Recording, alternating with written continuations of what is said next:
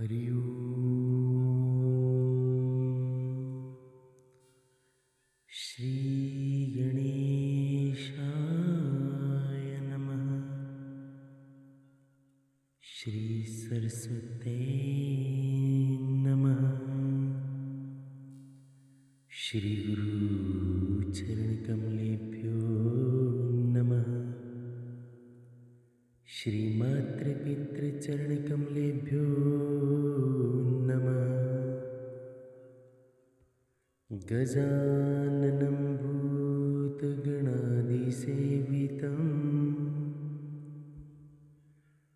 कपितजम्बूफलचारुभक्षणम् उमासुतं शोकविनाशकारकम् नमामि विघ्नेश्वरपादपङ्कजम्। गुरुर्ब्रह्मा गुरुर्विष्णु गुरुर्देवो महेश्वरा गुरुर्साक्षात् परं ब्रह्म तस्मै श्री गुरवे नमः। मंगलं भगवान् विष्णु मंगलं गरुडध्वज मंगलं पुंडरीकाक्षाय मंगलाय स्तनोहरि। बोलो के बिहारी लाल की जय, कृष्ण मुरारी लाल की जय, विष्णु भगवान की जय, एकादशी मैया की जय। प्रिय भक्तजनों, जय श्री राधे कृष्ण। आज 25 जनवरी 2025 शनिवार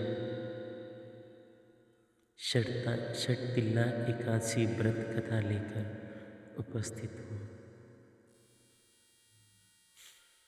प्रिय भक्तजनों, भगवान श्री कृष्ण जी के मुख से एकादशियों का महात्म्य सुनकर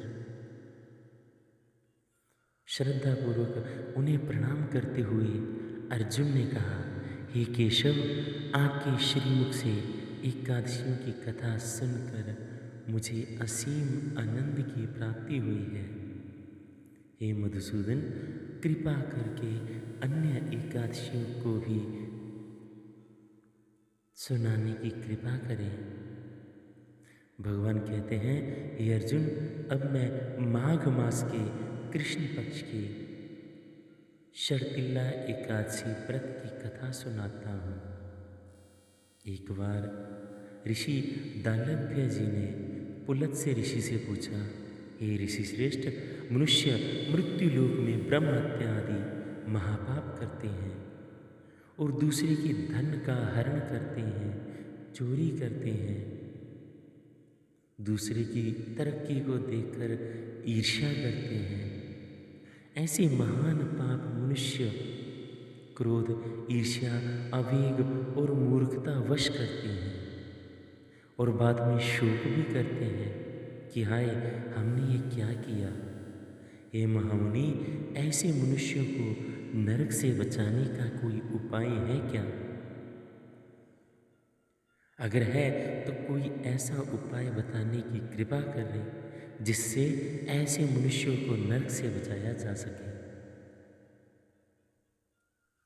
ऐसा कौन सा दान पुण्य है जिसके प्रभाव से नरक की यातना से बचा जा सकता है?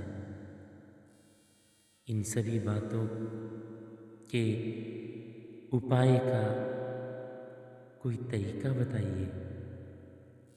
दालभ्य ऋषि की बात सुनकर पुलत्स्य ऋषि जी ने कहा, हे मुनि श्रेष्ठ, आपने मुझसे अत्यंत गूढ़ प्रश्न पूछा है।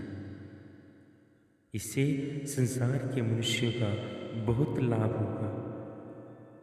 जिस रहस्य को बहुत कम लोग जानते हैं, वह रहस्य मैं आपको अवश्य बताऊंगा।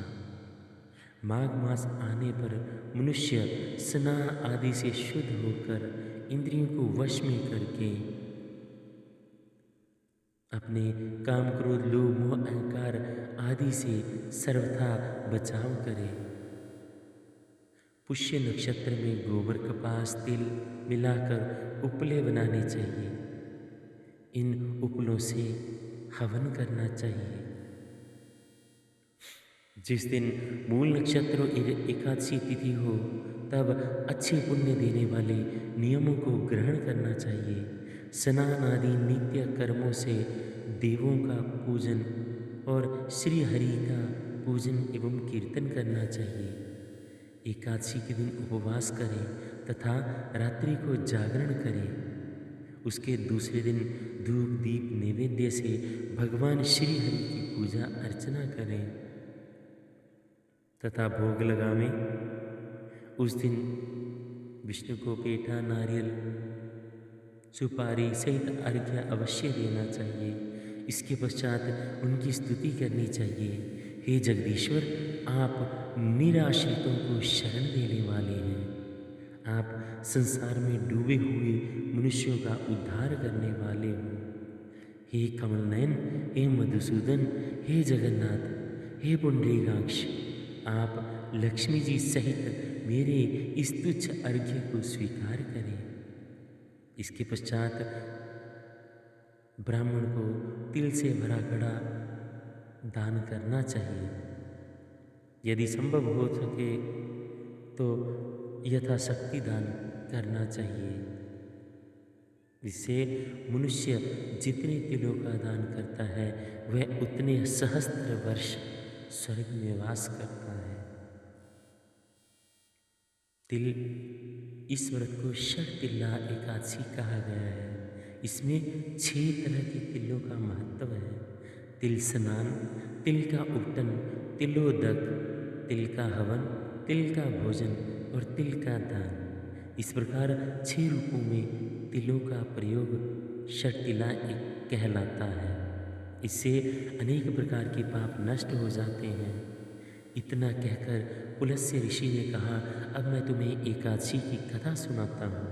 एक बार नारद मुनि जी भगवान श्री हरि से षटतिला एकादशी के महत्व के बारे में पूछते हैं।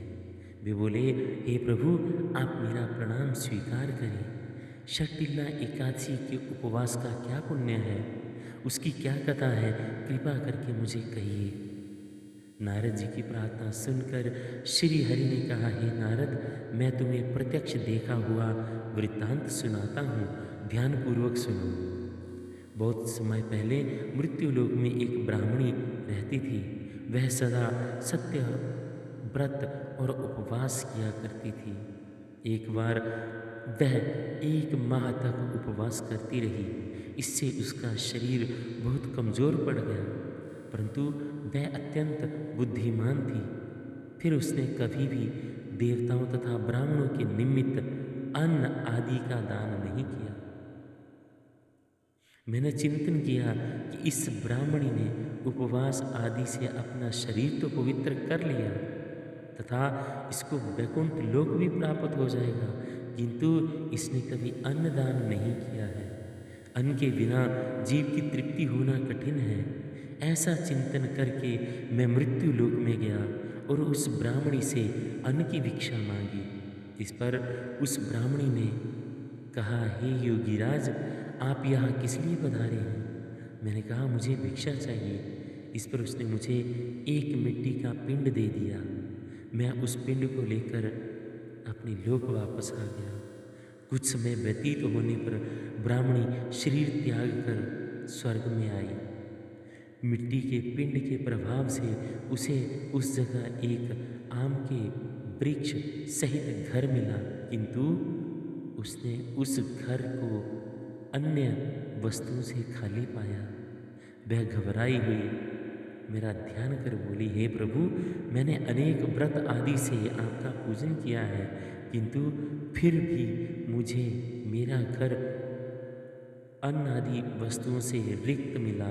इसका क्या कारण है? मैंने कहा, तुम अपने घर जाओ और जब देव स्त्रियां तुम्हें देखने आए तब तुम उनसे षटतिला एकादशी का महात्म्य और उसका विधान पूछना। जब तक वह ना बतलाएं तब तक द्वार मत खोलना। तुमने अपने पूरे जीवन में अन्न इत्यादि का दान नहीं किया, इस कारण तुम्हें ऐसा सब कुछ प्राप्त हुआ। प्रभु के ऐसे वचन सुनकर वह अपने स्थान पर गई और जब देव स्त्रियां आईं और द्वार खोलने के लिए कहने लगी, तब उस ब्राह्मणी ने कहा, यदि आप मुझे देखने के लिए आई हैं तो मुझे पहले षटतिला एकादशी का महात्म्य बताएं। तब उनमें से एक देव स्त्री ने कहा, यदि तुम्हारी यही इच्छा है तो ध्यानपूर्वक श्रवण करो। मैं तुमसे एकादशी व्रत और उसका महात्म्य विधान सहित कहती हूँ। उस देव स्त्री ने षटतिला एकादशी का महात्म्य सुना दिया। तब उस ब्राह्मणी ने द्वार खोल दिया। देव स्त्रियां उस ब्राह्मणी को देखकर प्रसन्न हुई और उसको अन्य स्त्रियों से अलग पाया। उस ब्राह्मणी ने भी देव स्त्रियों के कहे अनुसार षटतिला एकादशी का उपवास किया और उसके प्रभाव से उसका घर धन धान्य से भर गया। अतः हे पार्थ, मनुष्यों को अज्ञान को त्याग कर षटतिला एकादशी का उपवास करना चाहिए। इस एकादशी के व्रत को करने वाले को जन्म जन्म की निरोगता प्राप्त हो जाती है। इस व्रत के उपवास से मनुष्य के पापों का नाश भी होता है। कथासार, इस उपवास को करने से जहाँ हमें शारीरिक पवित्रता और निरोगता प्राप्त होती है, वहीं अन्न तिल आदि का दान करने से धन धान्य में बढ़ोतरी होती है। इससे ये भी सिद्ध होता है कि मनुष्य जो जो जैसा जैसा दान करता है, शरीर त्यागने के बाद उसे वैसा वैसा फल प्राप्त होता है। अतः धार्मिक कृत्यों के साथ साथ हमें दान आदि अवश्य करना चाहिए। शास्त्रों में वर्णित है कि बिना दान किए कोई भी धार्मिक कार्य संपन्न नहीं होता।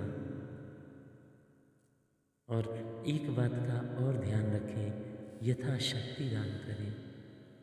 अगर आपके पास उपलब्ध हो तो ही करें, जैसे भी हो वैसे करें। यहाँ पे हमारी शास्त्र ने ये कभी नहीं कहा कि खुद को भूखा रखकर, अपने परिवार को भूखा रखकर दान करें। यथाशक्ति और सुपात्र मिल जाए, जहाँ पे लगे कि इसको ज़रूरत है वहाँ पे दान करें। आपके दान का सदुपयोग हो। बोलो विष्णु भगवान की जय, लक्ष्मी नारायण भगवान की जय, एकादशी मैया की जय।